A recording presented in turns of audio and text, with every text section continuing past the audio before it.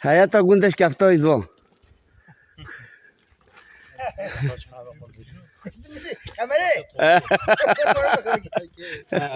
جد غدا سنبردن دقيقة خو استمر ده برضه كده ده برضه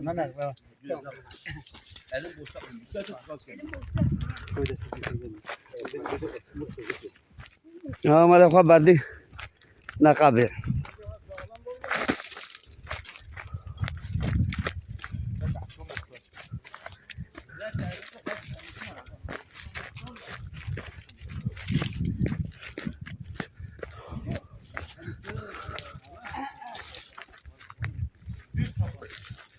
ومن اوي البيت الضحكه كيف بده عمره جبودي لا رحمتي حجبود ده متطلب بعدهم ومش مشكي بده خالص نوا والله مش من هنا ضحكي لها شنابه انا بدي احكي لك شيء ده بدك تكتب برانش يوم كده بدك تكتب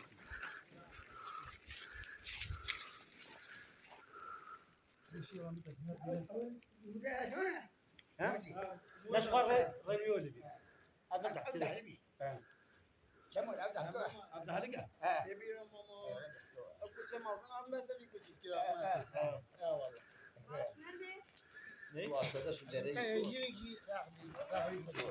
والله احمد ده هدي مكمه هي جو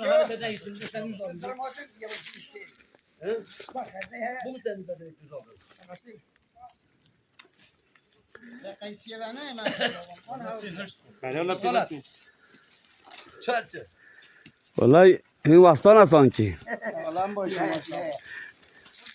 اما يبغى يخاف باش بيعمل بوسطه يا ما شاء الله kurtarma tipiya timiya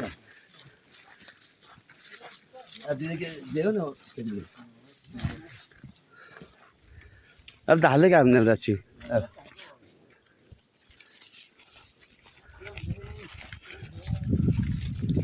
طيب سموقة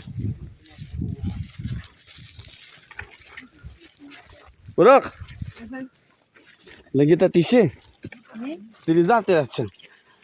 تقريبا فلاش ها لا وطلعت شاط مرة كانوا أظن يقولوا قبل بعد درين بونا كده درين بونا